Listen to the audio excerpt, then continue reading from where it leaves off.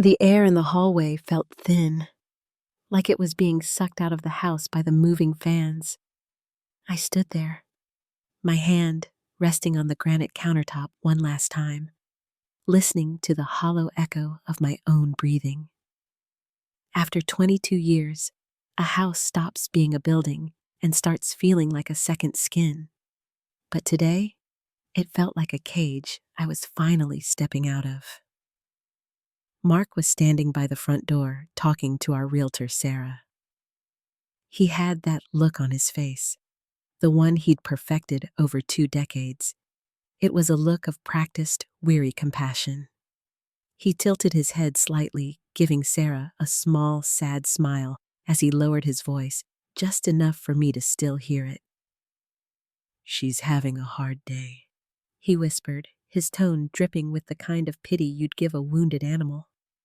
"She's always been, well, a bit too emotional, delicate. I just want to make sure the transition is easy on her nerves." A cold shiver ran down my spine. It wasn't the kind of chill you get from a draft.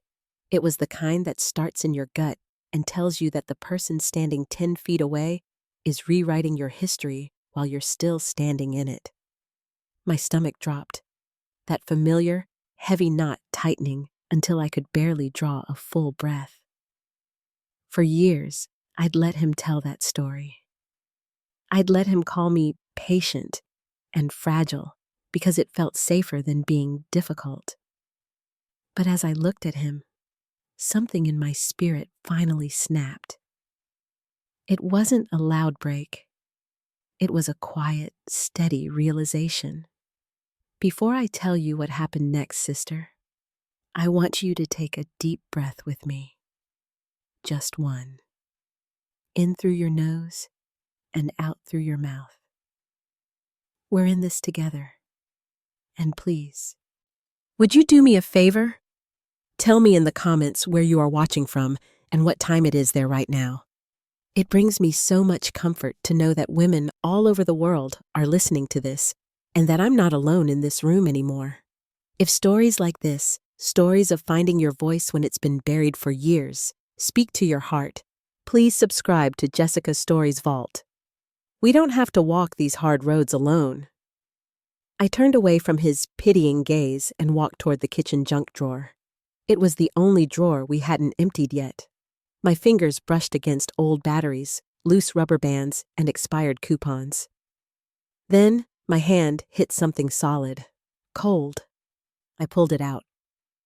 It was a notebook, small, bound in a dusty, deep blue leather that had faded at the edges. But it was the latch that caught the light, a rusted silver latch that held the covers pressed tightly together. The moment my skin touched that leather, a memory hit me so hard I had to lean against the counter. I had bought this notebook the week before our wedding. I was 24 years old, full of poems and dreams of being a writer. I had promised myself I would fill every page with our life together, but I hadn't. I had tucked it away because Mark told me that real life didn't have room for fanciful distractions. He said my delicate mind needed to focus on the home, on his career, on being the stable, silent force behind his success. My blind spot wasn't that I was weak. It was that I believed his definition of love meant my disappearance. I thought being a good wife meant being a shock absorber for his moods, his ego, and his subtle cruelties. I was a night shift nurse for most of our marriage, coming home exhausted, only to spend my off hours managing a household that centered entirely around his comfort. I was too tired to notice that while I was building a home, he was building a case against my sanity. "Elena, are you coming?" Mark's voice cut through the silence. He was standing in the doorway now, his keys jingling in his hand. That sound used to make my heart race with anxiety, wondering what kind of mood he was bringing home. "I'm coming," I said, my voice steadier than I felt. I slipped the blue notebook into my handbag. I felt the weight of it there, a physical anchor to the woman I used to be. He looked at my bag, his eyes narrowing just a fraction. "What did you find? More clutter? You know you don't have room for junk in that little apartment of yours. I really worry you're going to overwhelm yourself, dear. You know how you get when things aren't tidy." There it was again. The worry. The subtle suggestion that I couldn't handle the world on my own. He wanted me to believe that moving into a one-bedroom rental was a sign of my failure rather than his. He wanted me to believe that without him to manage me, I would simply fall apart. He didn't know that my nerves weren't the problem. He was the problem. As we walked out of the house for the last time, he handed the keys to Sarah. He made a show of patting my hand, looking at her as if to say, "See? I'm the good guy here. I'm taking care of her. I didn't pull my hand away. Not yet. I just kept my fingers pressed against the side of my bag, feeling the hard edges of that silver latch through the fabric. I followed him to the driveway, watching him get into his pristine SUV, the one he'd kept in the divorce while I took the older sedan. He rolled down the window, looking at me with that same smug, compassionate expression. "Call me if you get confused with the utilities, Elena," he said. "I know how those things can get on top of you." I watched him drive away, the sun reflecting off his windshield. I stood in the middle of the empty driveway of the house I'd spent half my life in, and I didn't feel like crying. I felt a strange, electric hum in my fingertips. I reached into my bag and pulled out the blue notebook. I tried to flick the silver latch open, but it was stuck, rusted shut by years of neglect and dampness. I stared at it for a long time, and I realized then that Mark wasn't just worried about my nerves or my delicate mind. He was terrified of what would happen if I ever found the key to that latch. Because as I turned the notebook over in my hands, I saw something I'd never noticed before. Small, faint indentations on the back cover. Words pressed into the leather from the inside, as if someone had written something so forcefully on the last page that it had left a permanent mark. I held it up to the light, squinting to read the ghost of the words. And that's when my heart stopped. It wasn't my handwriting. What would you do if you found something hidden in your own home that didn't belong to you? Would you open it right away? Or would you be afraid of what you might find? Let me know in the comments. I'm reading every one of them. The first night in my new apartment, I didn't sleep. I sat on the floor. The only piece of furniture I had was a thrifted velvet chair that smelled faintly of lavender and old books. And I watched the moon crawl across the ceiling. It was so quiet. For 22 years, the silence in my home had been heavy, like a held breath, waiting for the sound of Mark's key in the lock or the sharp tone of his voice. But this silence? This was different. It felt like an invitation. I had the blue notebook in my lap. The silver latch was still stuck, but I found myself running my thumb over it again and again. I kept thinking about those faint indentations on the back cover, the words that weren't in my handwriting. I wasn't ready to force it open yet. My heart was pounding against my ribs, a fast, frantic rhythm that made my hands feel cold. I knew, deep in my gut, that whatever was inside that notebook was going to change everything I thought I knew about my marriage. But to understand why I was so afraid to open it, I have to tell you how I ended up in that patient wife cage in the first place. You see, sister, Mark didn't start as a villain. He started as a hero. When we first met, I was a young nurse working double shifts, exhausted and a bit lost. He was older, established, and oh, he was so protective. He told me I worked too hard. He told me I was too good for the grit and grime of the ER. At the time, I thought that was love. I didn't realize it was the first brick in the wall he was building around me. "You're so patient, Elena," he used to say, usually in front of his parents or our friends at brunch. "I don't know how I'd manage without your quiet strength. Oh, you're the anchor that keeps this family steady." Whenever he said it, I'd feel a small, dull ache in my chest. It felt like praise, but it also felt like a command.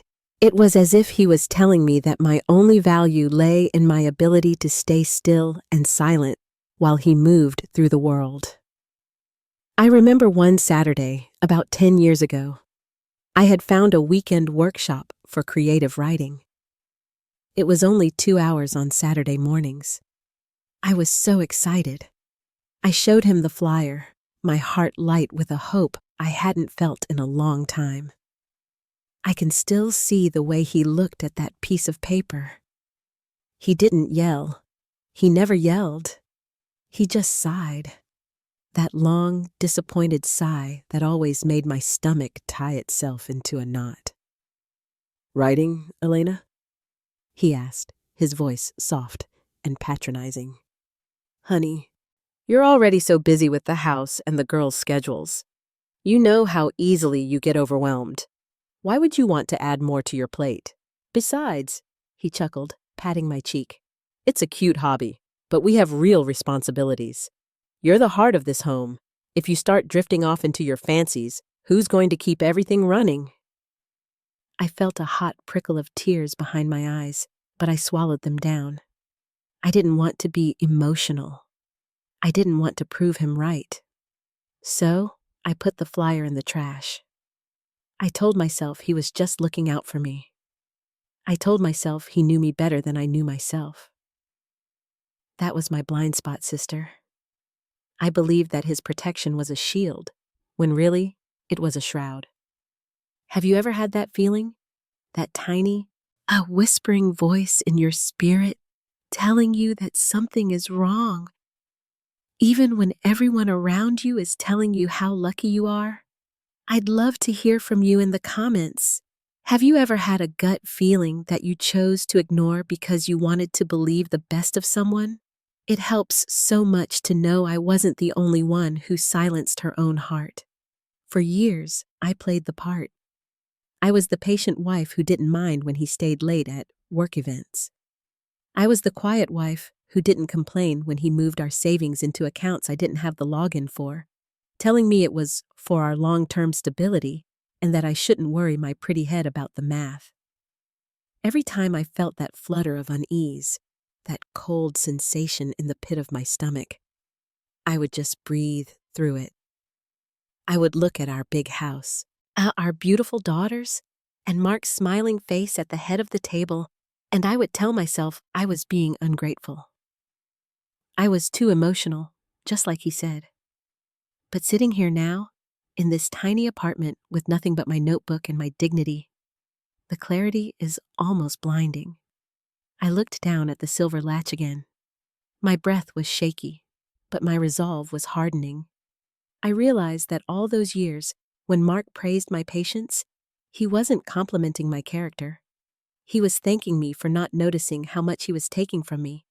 Every dream I deferred, every voice I silenced, every dollar I didn't track, it was all fuel for his life, while mine was slowly dimming.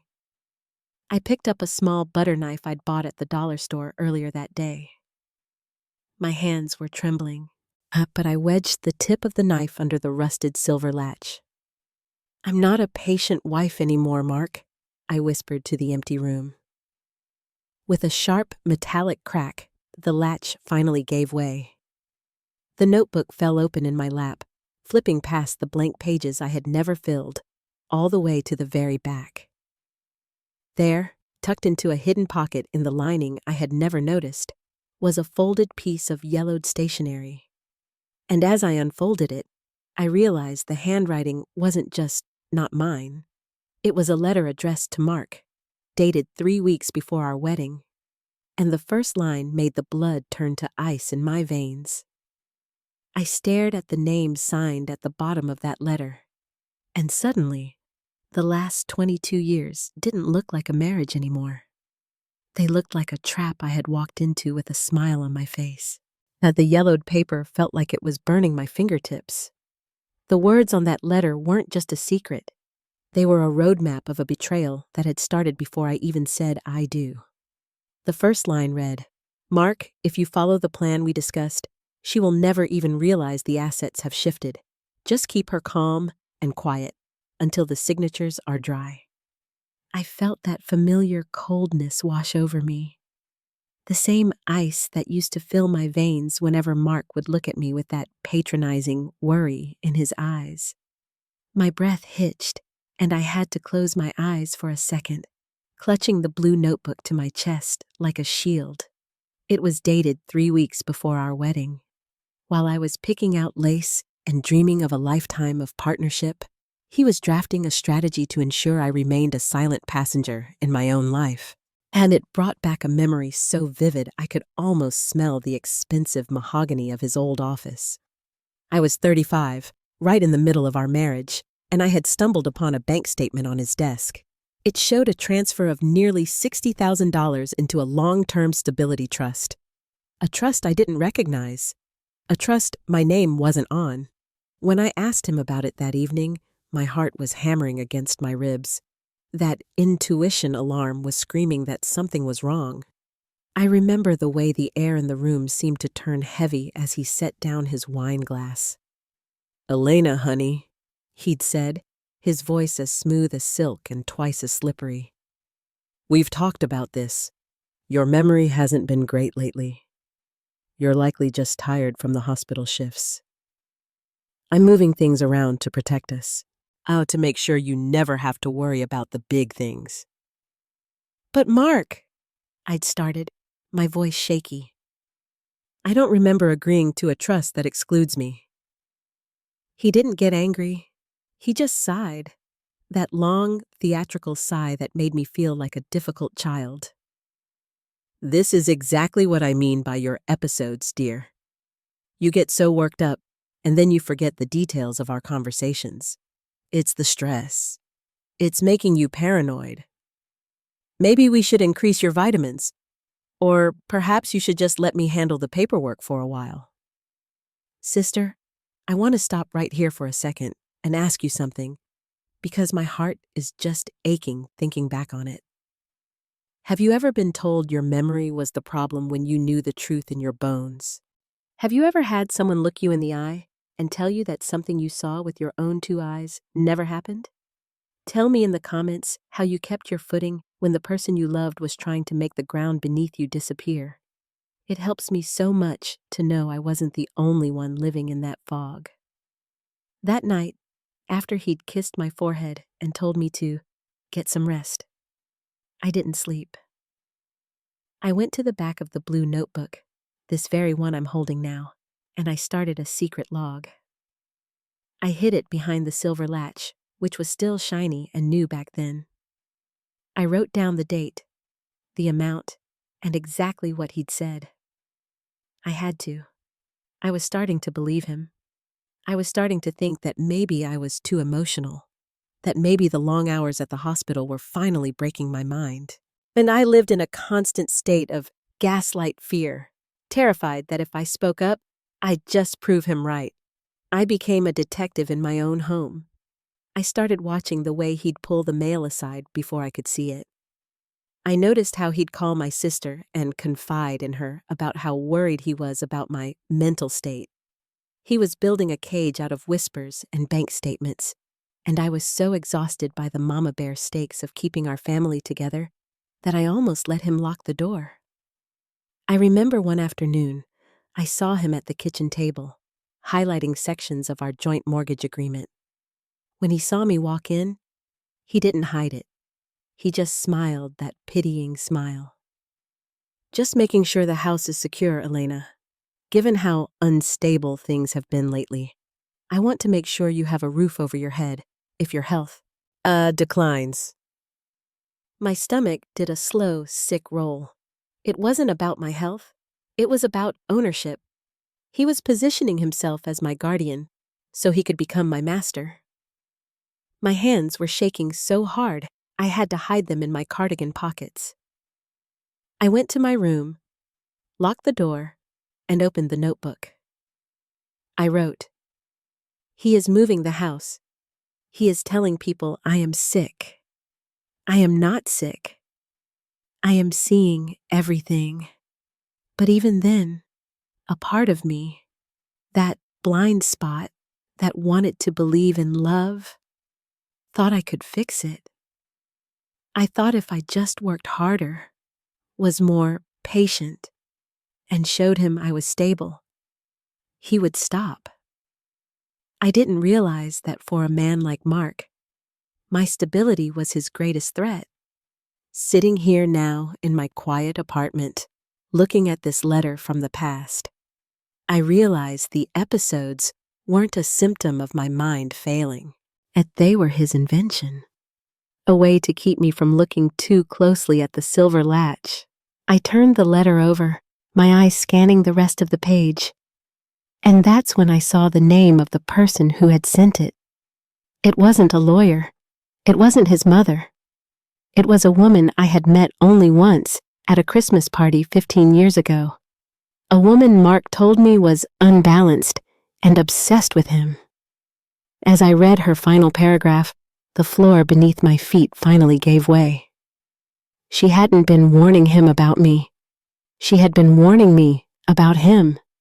And I was 22 years too late to stop the first part of his plan. It's funny how memories work, isn't it? When I look back at that season of my life, I don't see it in bright colors. I see it in shades of gray and beige, like an old photograph that's been left out in the rain.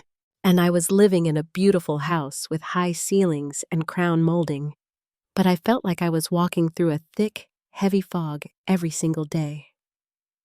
That fog had a name. It was the story Mark was telling the world about me. One Saturday evening, we hosted a small dinner party. It was supposed to be a celebration. Mark had just landed a major contract at his firm. I had spent the entire day preparing. I polished the silver, roasted a lemon herb chicken until the skin was perfectly crisp, and arranged a bouquet of peonies from the garden. I wanted everything to be perfect. I thought that if I could just show him and everyone else how stable and capable I was, the whispers would stop. I remember standing in the kitchen, smoothing down my silk blouse, when I felt that familiar, sharp knot tie itself in my stomach. My hands were like ice. I reached into my handbag, which I'd tucked into the pantry, and ran my finger over the blue leather notebook. I hadn't opened it since I found that letter, but carrying it felt like carrying a secret weapon. It was the only thing in that house that knew the truth. As the guests arrived, our friends, the people we had vacationed with and shared holidays with for a decade, the atmosphere felt different, shifted. We were sitting around the mahogany table, the candlelight flickering against the wine glasses. Mark was in his element, holding court at the head of the table.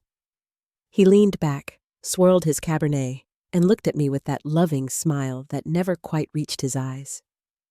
"You know," he started, his voice casual, "I have to give Elena so much credit. Most women would have crumbled under the stress of the last year. But she's been so brave.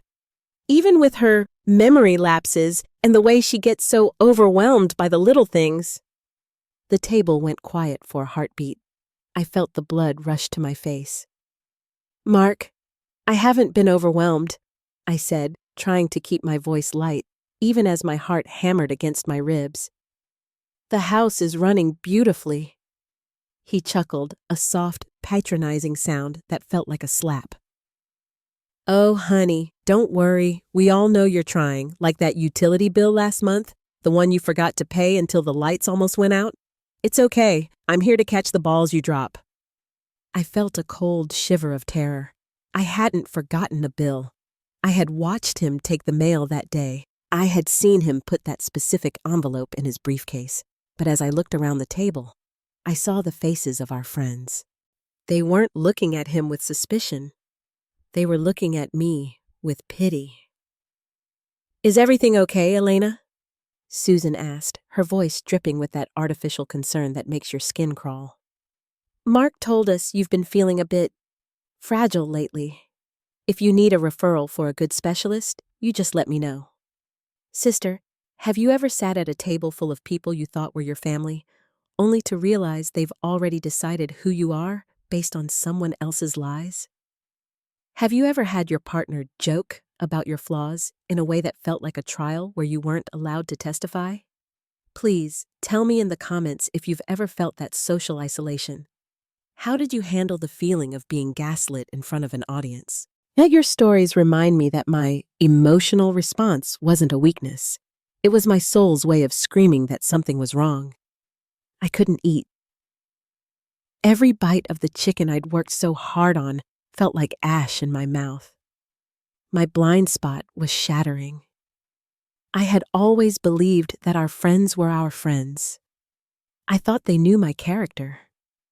I thought they knew I was a nurse who managed life and death situations every night at the hospital.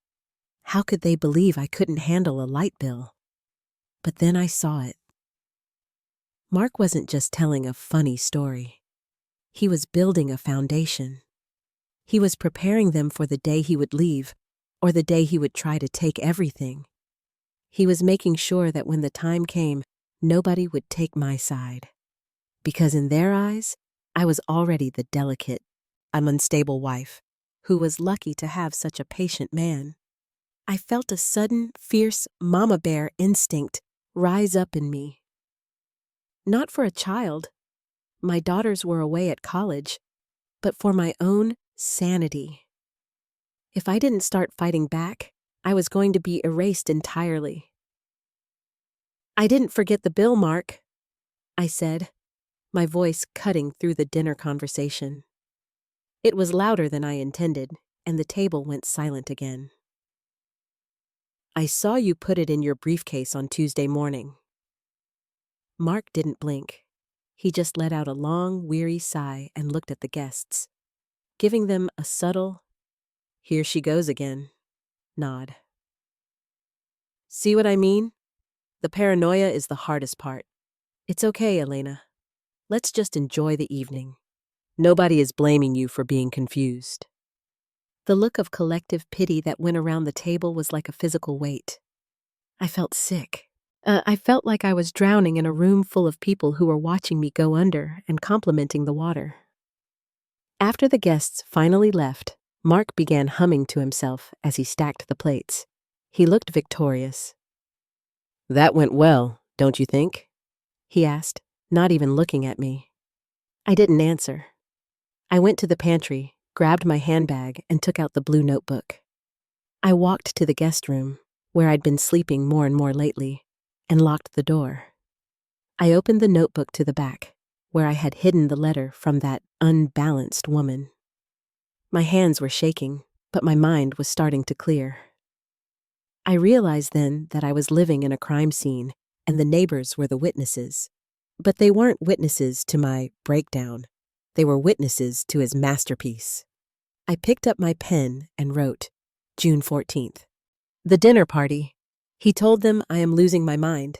They believe him. I need to stop being patient. I need to start being a ghost. I realized I couldn't trust the people at that table. I couldn't trust the man in the next room. I could only trust the evidence I was about to start collecting. As I laid my head on the pillow, I heard a soft click from the hallway. It was the sound of Mark locking the door to the basement, the place where he kept all the important files he said I was too emotional to understand. He thought he had locked me out. He didn't realize that for the first time in 22 years, I was finally on the inside, looking out. I stayed awake until 3 a.m, listening to the house settle. And then I did something I had never done in my entire marriage. I got out of bed, found a screwdriver in the utility drawer, and headed toward that basement door. The screwdriver felt heavy and wrong in my hand, like a cold piece of iron that didn't belong in a house built on 22 years of patience. I stood in the dark hallway, my back pressed against the floral wallpaper, listening for the heavy, rhythmic sound of Mark's snoring from the master bedroom. My heart wasn't just beating. It was thumping in my throat, a frantic bird trying to escape a cage. I reached the basement door. This was his sanctum, the place where he kept the filing cabinets he said were too complicated for my delicate mind to organize. For years, I'd accepted that. I'd walked past this door 1,000 times, feeling a faint, nagging pull in my gut, that unsettled spirit I'd always dismissed as anxiety. Tonight, that pull felt like a lead weight. I knelt down, the floorboards groaning under my weight. I squeezed my eyes shut, my breath coming in short, jagged sips. Maybe I am crazy, I thought. Maybe I'm exactly what he says I am. But then I looked at the blue leather notebook resting on the floor beside me. I thought of that letter from the past. I thought of the pitying looks at the dinner table. My hands were shaking. But as I wedged the screwdriver into the doorframe to bypass the simple lock, they went suddenly, eerily still. A cold, sharp clarity washed over me. This wasn't just about money anymore. This was about my life. The door popped open with a soft click that sounded like a gunshot in the silence. I slipped inside and closed it behind me, the smell of old paper and Mark's expensive cologne wrapping around me like a shroud. I didn't turn on the overhead light. I used the small pin light from my nursing bag, the narrow beam cutting through the darkness. I bypassed the tax returns. I ignored the investment folders. My intuition led me to a drawer at the very bottom, tucked behind a stack of old home and garden magazines. It was a slim, professional-looking leather portfolio. Inside, I found the first piece of the new life he was building without me. It was a lease agreement for a luxury one-bedroom apartment downtown. It was signed 2 months ago. The move-in date was only 3 weeks away. I felt a rush of nausea. He wasn't just planning to leave. He was already gone. But then I saw the second document, and the nausea turned into a fierce, burning heat in my chest. It was a brochure for Silver Oaks Assisted Living. Tucked inside was a printed application with my name at the top. On the reason for admission line, Mark had written in his neat, elegant script, "Early onset cognitive decline.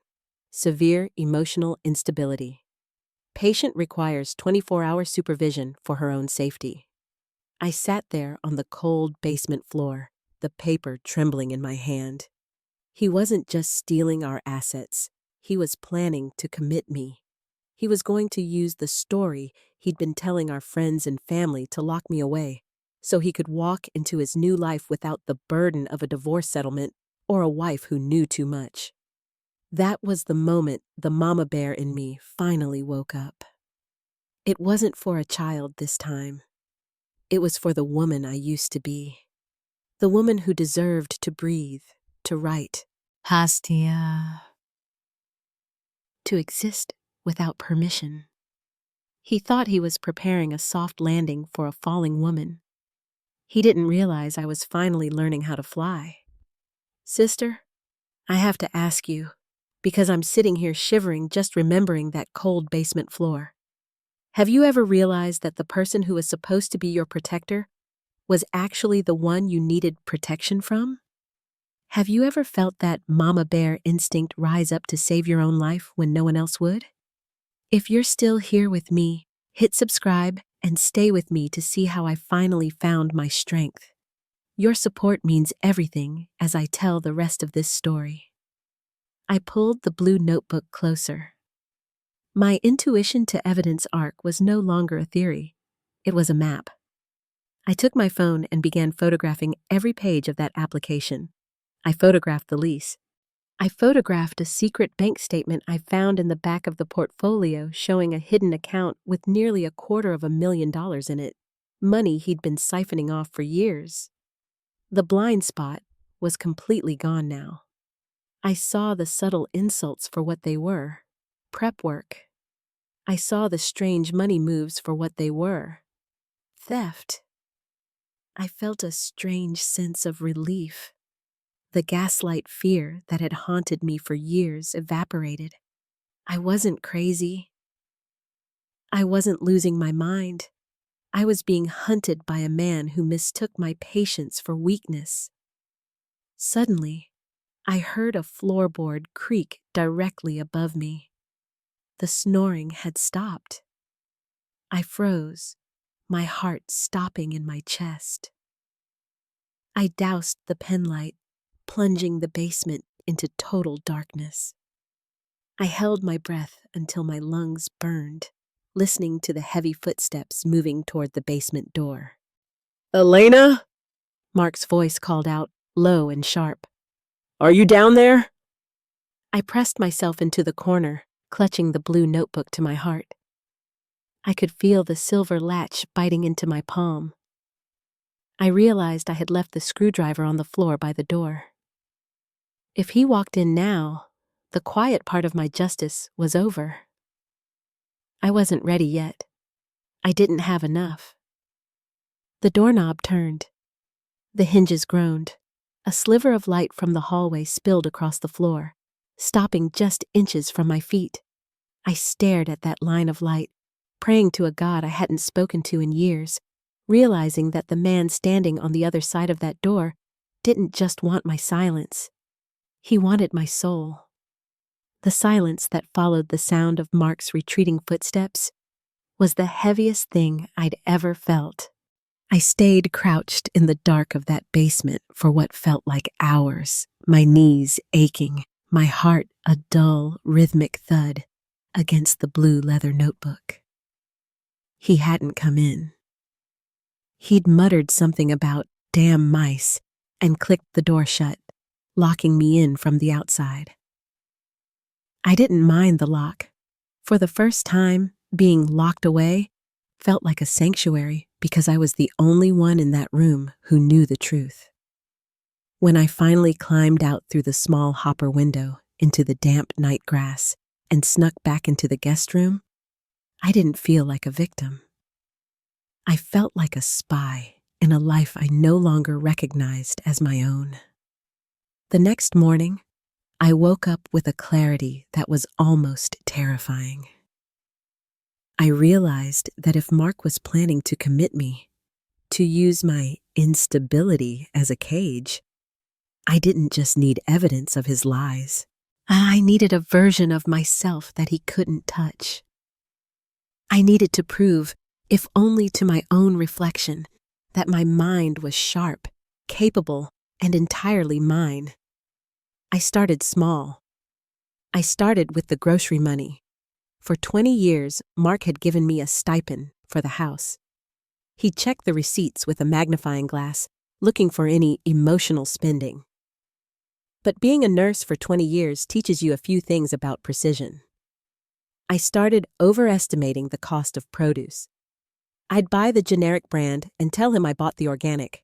I'd skim $5 here, $10 there. I hid the cash in the only place I knew he'd never look, inside the lining of the blue notebook, tucked behind that rusted silver latch. By the end of the month, I had enough for a down payment on a night class at the local community college, Introduction to Creative Writing and Poetics. The first night I walked onto that campus, my hands were shaking so hard I had to sit in my car for 10 minutes just to catch my breath. I felt like I was committing a crime. I had told Mark I was taking an extra shift at the hospital, a quiet night in the ward where I wouldn't be reachable. The lie tasted like copper in my mouth, but the thrill of it, oh, sister, the thrill was like a spark of lightning in a long, dark night. I walked into that classroom and sat in the back row. The professor was a woman about my age, with silver hair and eyes that looked like they'd seen everything. When she handed out the syllabus, I felt a rush of adrenaline so potent it made my head spin. "This semester," she said, her voice resonant and calm, "we are going to find the words for the things we were told were unspeakable." I reached into my bag and pulled out my textbooks. I knew I couldn't bring them home. I couldn't risk him finding them. So I did something I never thought I'd be capable of. I went home that night, waited for Mark to fall into his deep, gin-soaked sleep, and I went into the guest room. I pulled back the corner of the rug and used the screwdriver to pry up a loose floorboard near the radiator. I slid my books inside, the Norton Anthology of Poetry and the Elements of Style. I felt like I was burying a treasure, or maybe I was planting a seed in the dark. I have to ask you, because I felt so much guilt that first night. Have you ever had to hide something good, something that was just for you, because you knew the person you loved would find a way to make it feel small or wrong? Did you feel like a liar? Or did you feel like you were finally starting to breathe? Tell me in the comments. I want to know when you first realized that your secrets could be your strength. If you're still here with me, listening to how I started to build a world he couldn't see, hit subscribe and stay with me. This road gets harder before it gets beautiful, and I don't want you to miss a single step. For the next 6 weeks, I lived a double life. By day, I was the patient wife, the one who listened to Mark talk about his delicate Elena while I nodded and served him coffee. I watched him move money. I watched him take calls from Silver Oaks and the downtown apartment manager, my gut twisting every time, but I kept my face as smooth as a lake. But by night, once or twice a week, I was a student. I was a writer. I started writing in the blue leather notebook again. Not just logs of his crimes, but actual words. My own words. One night, after a particularly brutal dinner where he'd mocked my forgetfulness in front of our daughter on a video call, I sat in the dark of the guest room and wrote my first poem in 22 years. It wasn't about him. It wasn't about betrayal. It was about a bird that lived in a golden cage so long it forgot it had wings. Until one day, it realized the gold was just paint and the bars were made of paper. As I wrote, I felt the intuition to evidence arc shift. I wasn't just collecting proof of his darkness. I was collecting proof of my own light. I was documenting the fact that I could think, I could create, and I could learn. Every grade I got back, hidden under the floorboards, was a legal document in the trial of my own life. It was proof that I was sane. It was proof that he was a liar. One evening, I came home from class and found Mark standing in the guest room.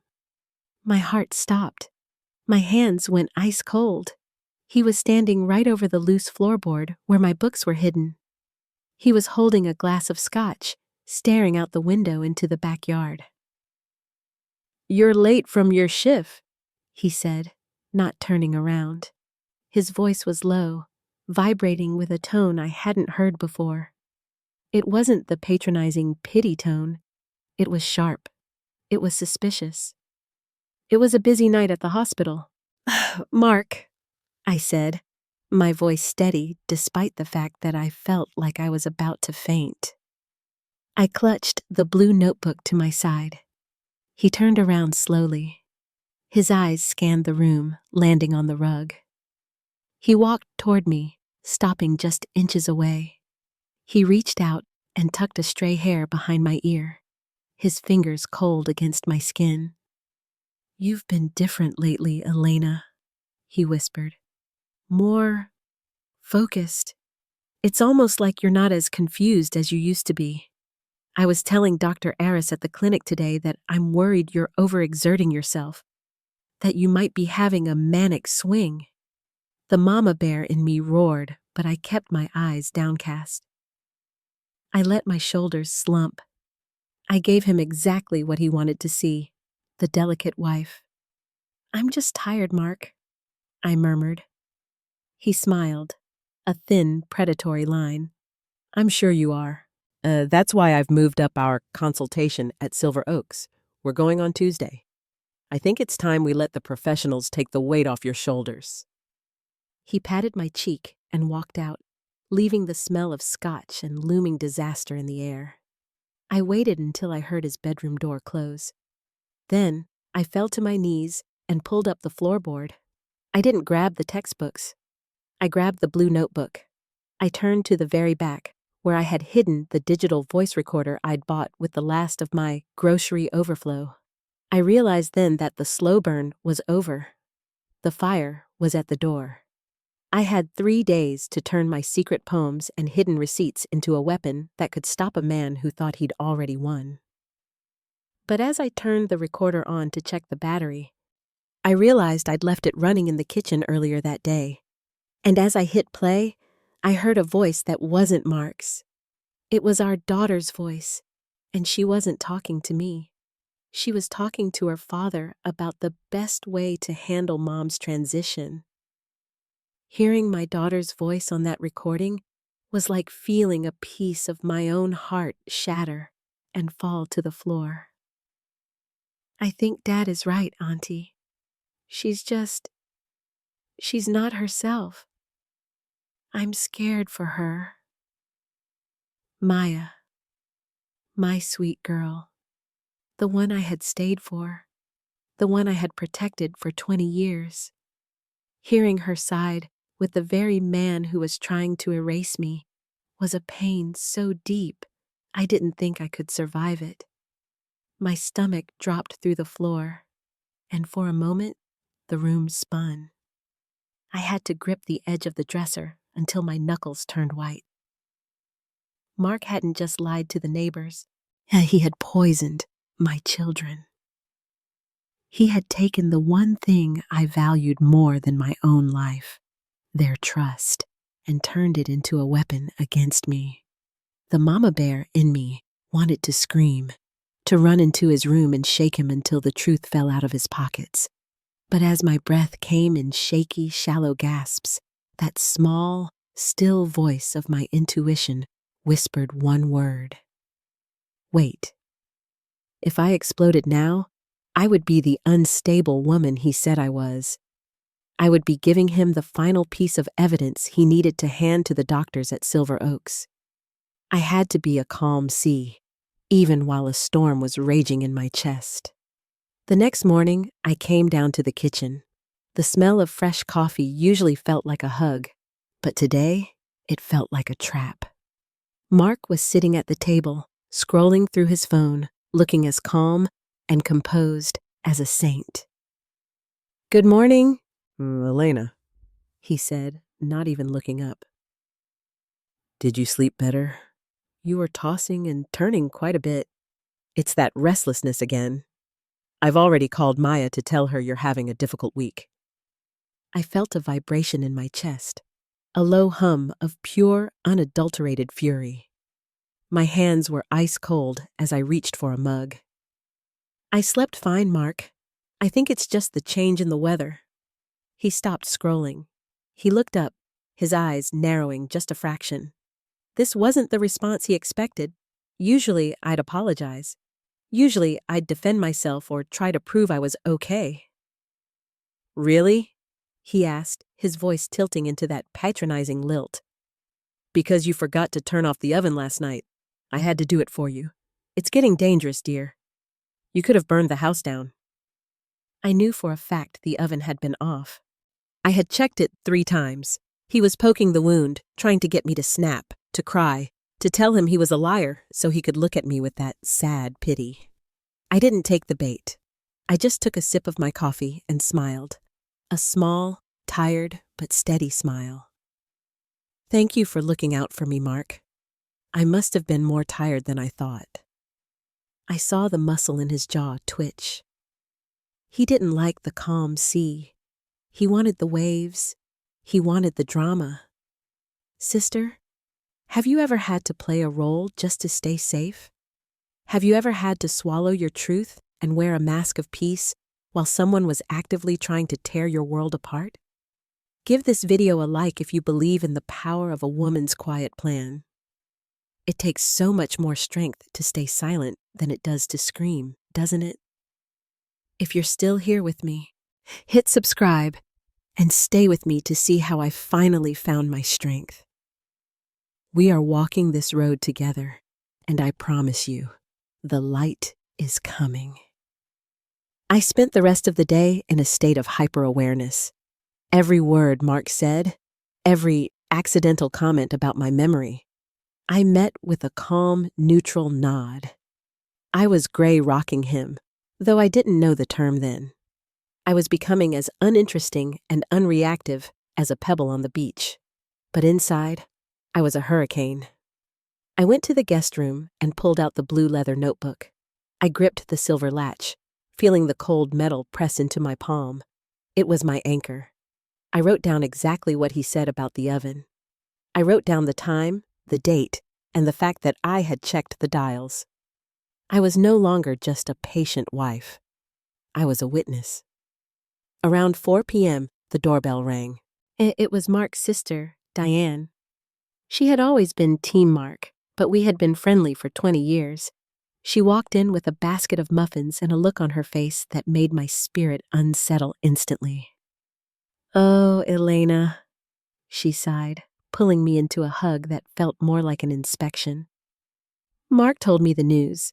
Don't worry, honey. Silver Oaks is beautiful. It's more like a spa than a... You know, it's what's best for everyone. You need to let go of the reins now." The reins? I had been the one pulling the carriage for 2 decades. I felt a knot in my stomach so tight I thought I might be sick. "I'm just taking it one day at a time, Diane," I said, my voice as smooth as glass. Mark walked into the foyer then, beaming. "See, Diane, she's in one of her quiet phases today. It's the calm before the storm, usually. That's why we have to act fast." He reached out to pat my shoulder, and for the first time in 22 years, I didn't just endure it. I stepped back. Just an inch.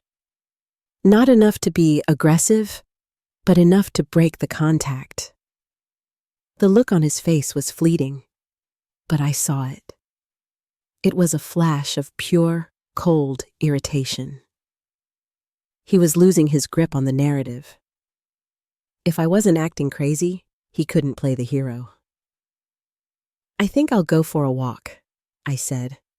"The fresh air will do my nerves some good."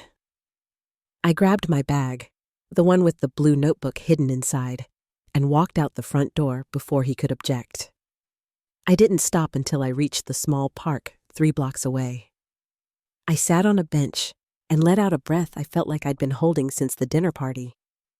I opened the notebook to the very back. I looked at the hidden digital recorder. I knew I couldn't just record him anymore. I needed to see what he was doing when he thought I wasn't looking. I thought about my night class, about the poems under the floorboards, and about the woman who had written that letter 22 years ago. She had tried to warn me. She had been the unbalanced one then. Now, it was my turn. I realized then that if I was going to save my relationship with my daughter, and if I was going to save my own life, I had to stop being a calm sea and start being a mirror. I had to show the world exactly who Mark was, not by telling them, but by letting him show them himself. I reached into my bag and pulled out my phone. I had a contact in there I hadn't called in years. A woman I'd worked with in the ER who had left nursing to become a private investigator. "Have you ever had a gut feeling everyone told you to ignore?" I whispered to the empty park. "Because I'm done ignoring mine." I hit call. As the phone rang, I looked back toward our house. I saw the light on in the basement window. Mark was down there, probably moving more money, probably feeling very smug. He thought he had 3 days until our consultation. He thought he was in control of the clock. What he didn't know was that I had already stopped playing by his time. As the voice on the other end of the line answered, I felt a strange, cold peace settle over me. I wasn't just a nurse anymore. I was a woman with a plan, a notebook, and a secret that was about to blow his perfect life wide open.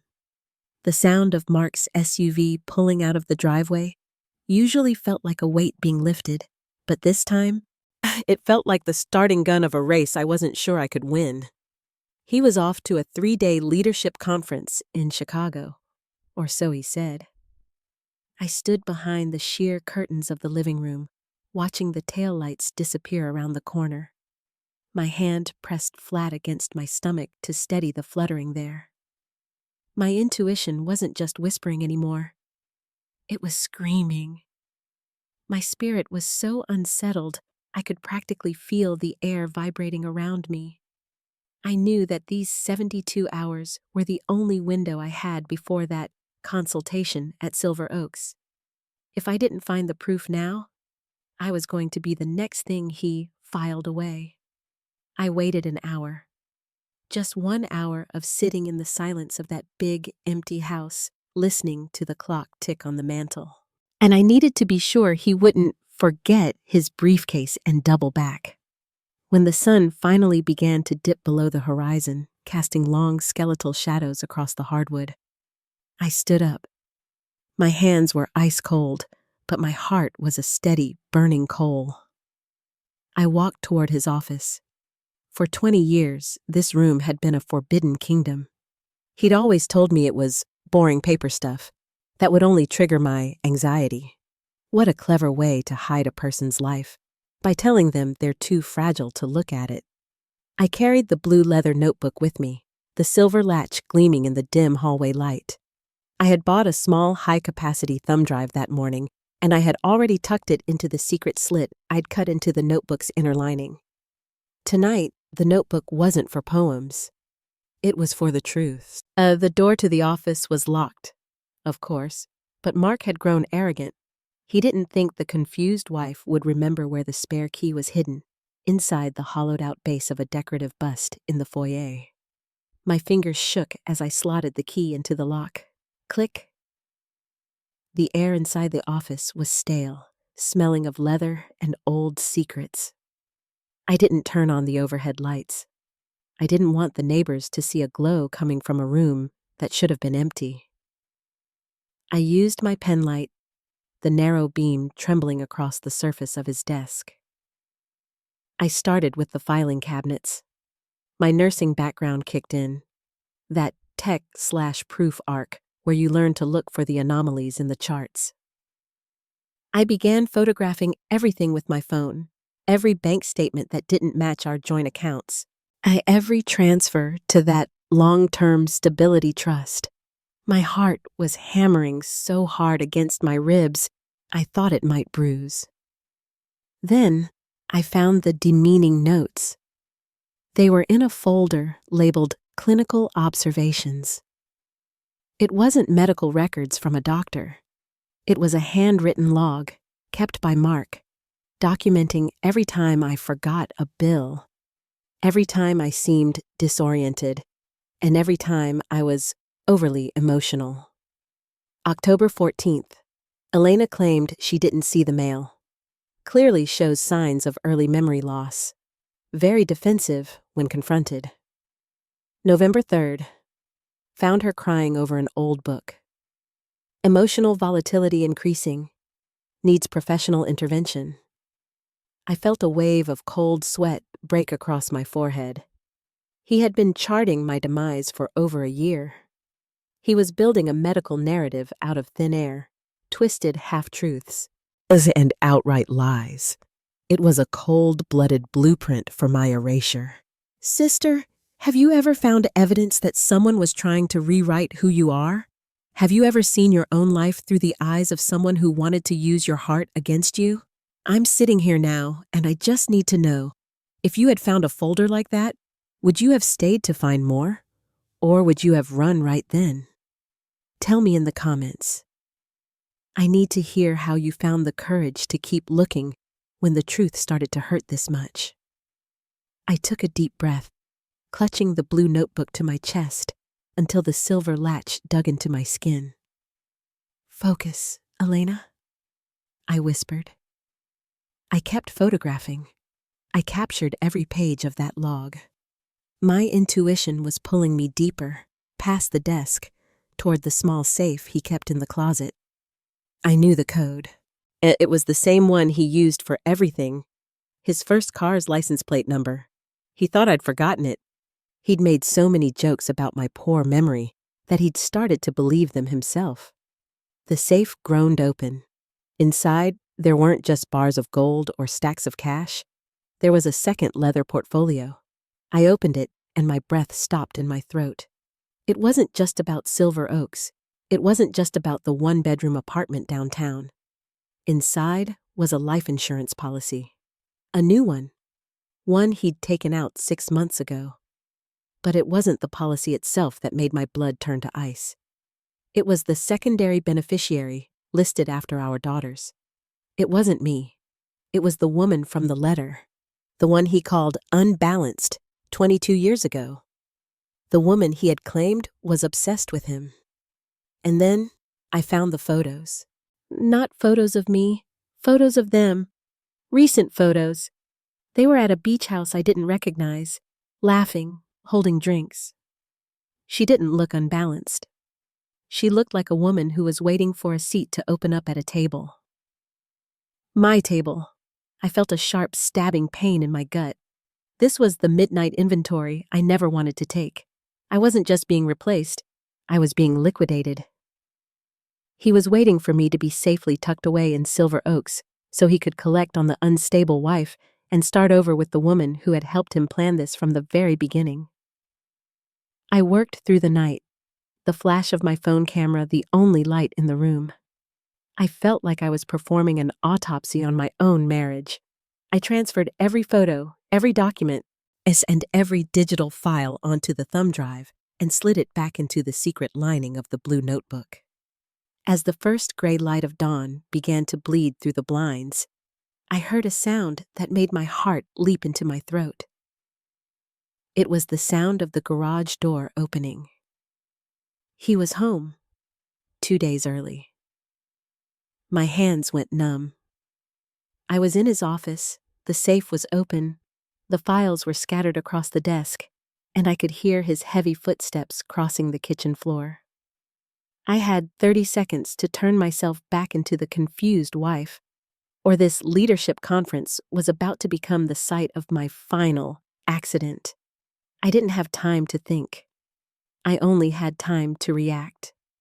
I shoved the second portfolio back into the safe, clicked the door shut, and spun the dial with trembling fingers. I grabbed the blue leather notebook and dove for the side of the desk, just as the office door handle rattled. Click. The door opened. I was huddled on the floor, the notebook clutched to my chest, my breath hitching in a way that I didn't have to fake. Mark stood in the doorway, his silhouette blocking the morning light. He looked down at me, his eyes sharp, searching for a reason to be angry. "Elena, what are you doing in here?" His voice was low, dangerous. I looked up at him, letting my eyes go wide and watery. I let my bottom lip tremble. "Mark, is that you? I heard a noise. I thought someone was in the house. I came in here to find the spare key. I couldn't remember where it was. Everything felt so dark." I watched him.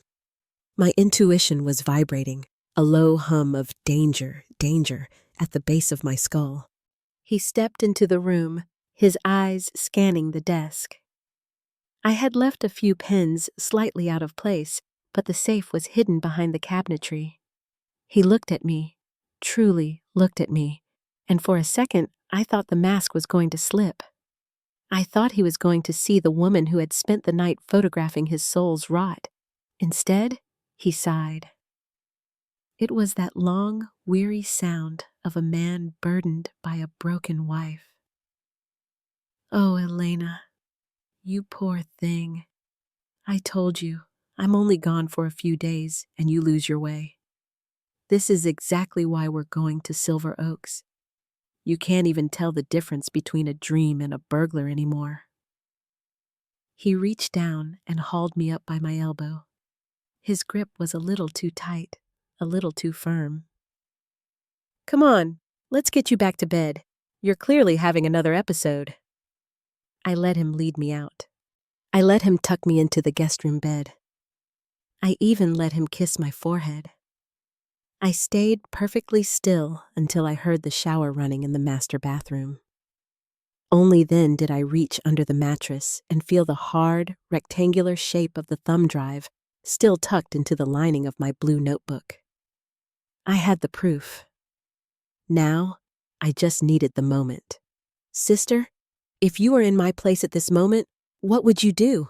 Would you have confronted him right then, in the heat of the morning? Or would you have waited, like I did, for the moment when the silence would speak the loudest? I'd love to hear your thoughts in the comments. Sometimes the hardest part of finding justice isn't getting the truth. It's waiting for the right time to use it. The next 3 days were a masterclass in acting. I was the ghost of a wife. I moved through the house with a glazed look in my eyes. I forgot where the coffee mugs were. I let him talk to Maya on the phone about my decline while I sat in the corner, staring at a wall. Inside, I was a coiled spring. I was calculating every second. The moment came on the night of Mark's regional success celebration. He had won an award, and he wanted the world to see him as the golden boy, the successful executive with the tragic home life that he handled with such grace. You should stay home, Elena, He said as he straightened his tuxedo in the mirror. It'll be too much for you. All those people, the lights. You'll just get confused again. I'll tell everyone you're resting. Okay, Mark, I whispered. I'll stay here. He left at 6:30 p.m. I watched his car pull out of the driveway from the window of the guest room. Mom, I didn't cry. I didn't shake. I walked to the kitchen and pulled a single suitcase out from behind the pantry. I had packed it over the last 48 hours, one blouse at a time, hiding it under the laundry. I didn't take much. I took my nursing certificates. I took a few photos of my daughters, and I took the blue leather notebook. I walked through the house, touching the walls one last time. This house was a monument to my silence. Every crown molding, every expensive rug, was paid for with a piece of my identity that I'd allowed him to shave away. I went to the kitchen island and took my house keys off my ring. I placed them in the center of the granite counter. Beside them, I laid a single sheet of paper from the back of my notebook. I didn't write a manifesto. I didn't list his crimes. And I knew the thumb drive I'd sent to my lawyer and my daughter an hour ago would do that for me. I just wrote one sentence in the firm, clear handwriting of the woman who used to write poems. I'm not emotional anymore. I'm finished. I walked out the front door and didn't lock it. I didn't need to. It wasn't my house anymore. I drove to my new apartment, the tiny one-bedroom I'd secured with the grocery money and the help of my investigator friend. It was on the 3rd floor of a converted warehouse. The furniture was mismatched, the floors creaked, and there were no peonies in the window.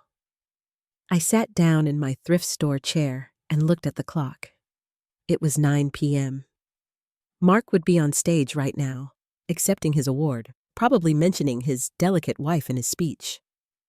Suddenly, my phone buzzed. It was a text from Maya. Mom? I just saw the files you sent.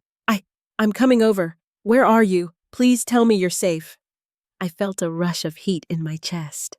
Not the cold ice of fear, but the warm, steady glow of a bridge being rebuilt. The gaslighting was over. The truth was out of the basement and into the light. I looked down at the blue notebook in my lap. The silver latch was open, the pages waiting for something new. I realized that my life hadn't just changed. It had started. I wasn't his patient wife or a medical observation. I was Elena, and Elena had a lot to say.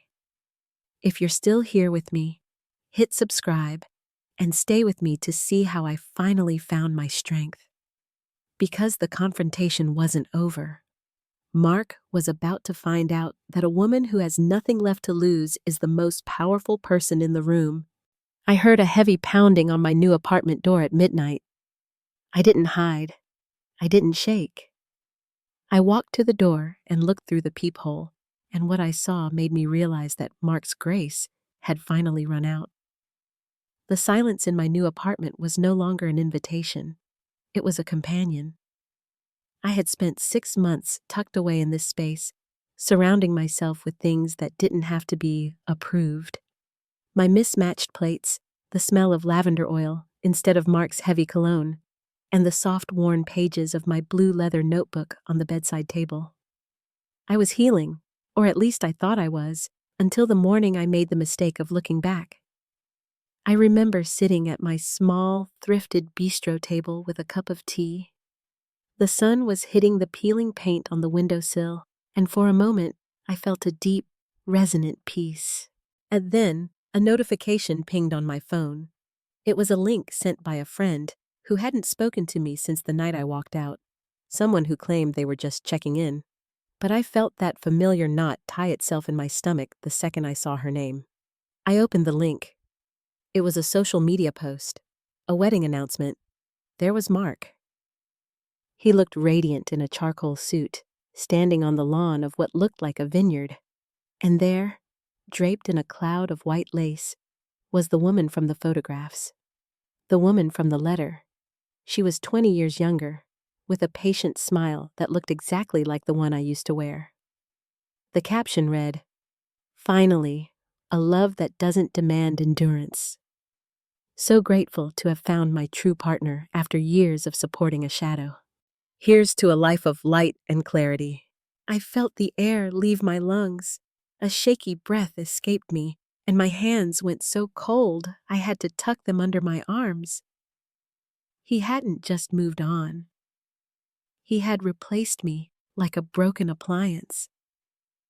He was parading her to prove to our entire world that he was the prize, the long-suffering hero who had finally been rewarded for dealing with his unstable first wife.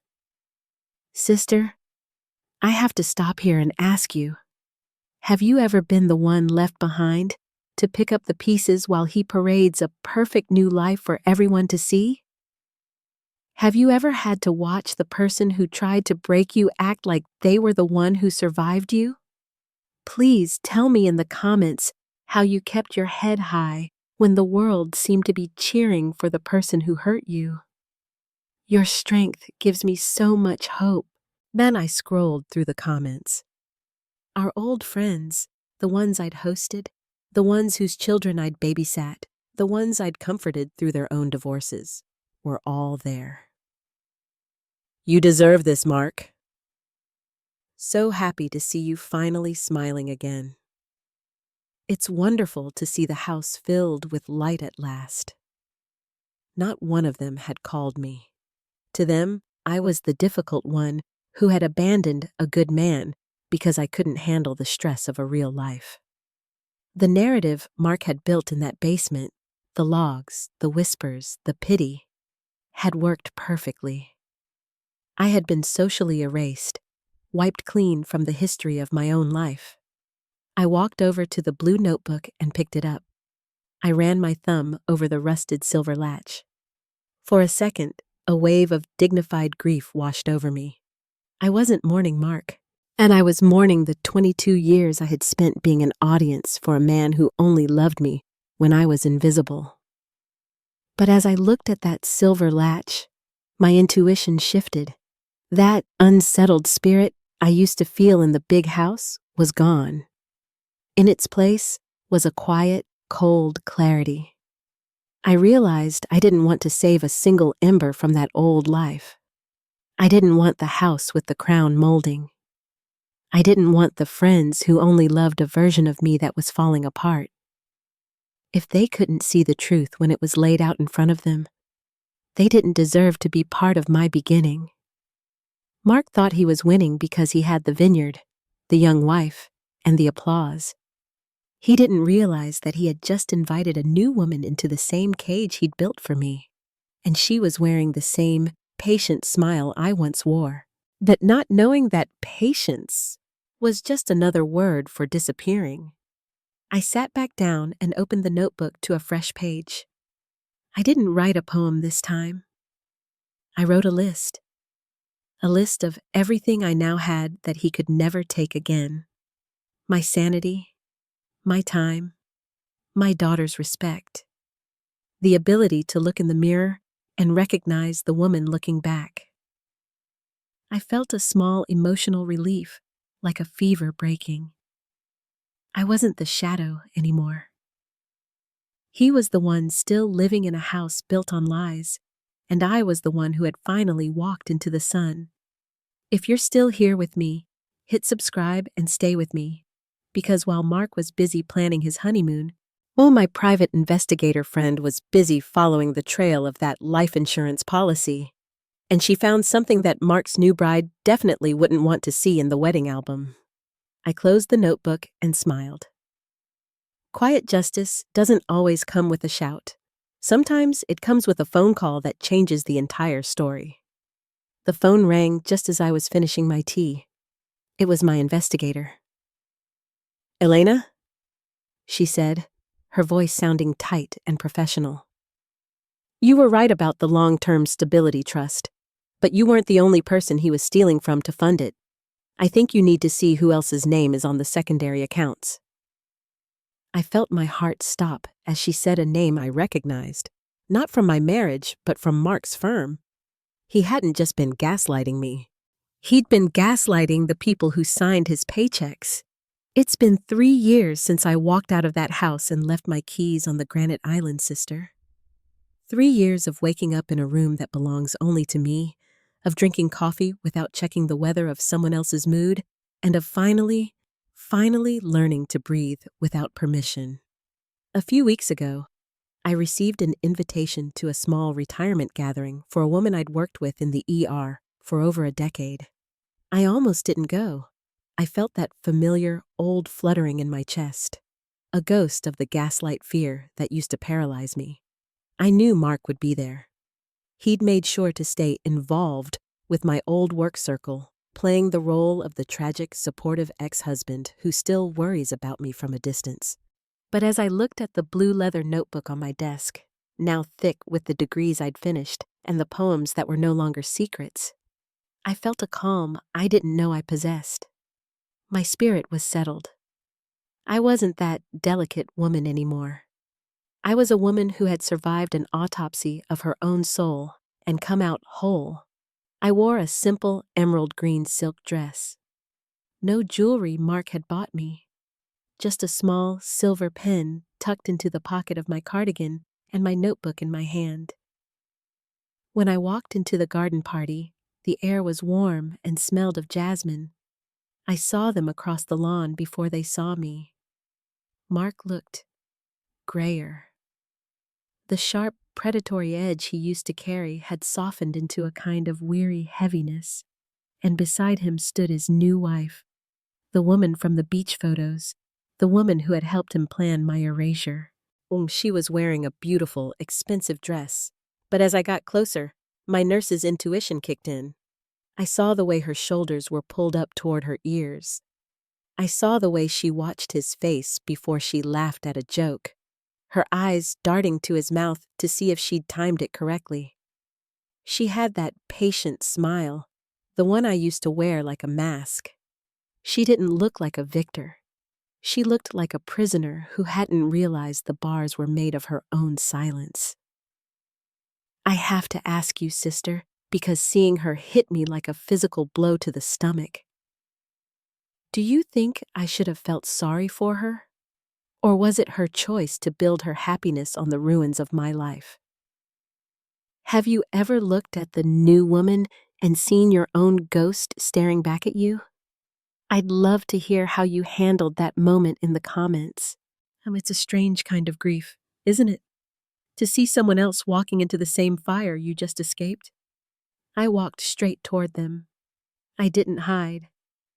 My hands were steady, my breath deep and grounded. "Hello, Mark," I said, my voice as calm as a summer morning.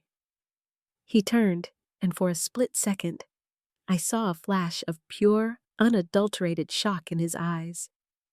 It was gone in a heartbeat, replaced by that practiced, patronizing compassion he'd used to bury me.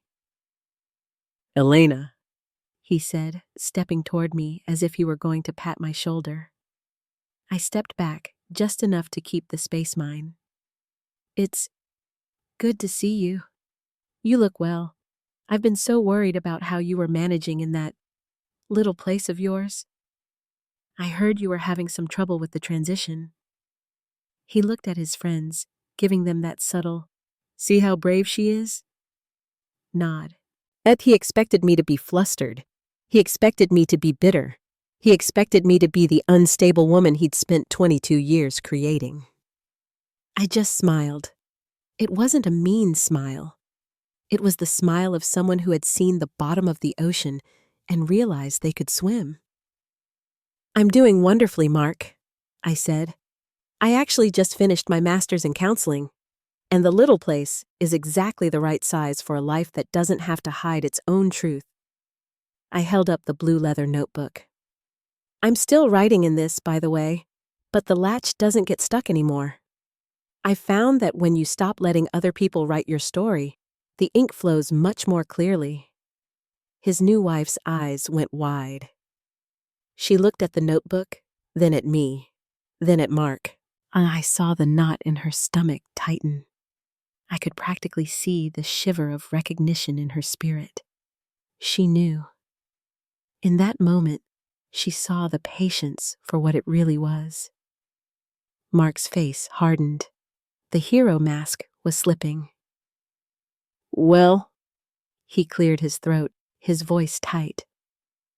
"we all do what we have to do to Cope. I just hope you found some peace for your nerves." My nerves are fine, Mark, I said, leaning in just a little, my voice dropping to a whisper that only he and his bride could hear. It's amazing how much they calm down when you stop living with a man who steals from his own family and his own firm. The blood drained from his face. He didn't know I knew about the firm. He didn't know the quiet justice was already moving behind the scenes, a slow rolling wave that would soon reach his doorstep. He looked at me, and for the first time in my life, I saw him clearly. He wasn't a giant. He wasn't a mastermind.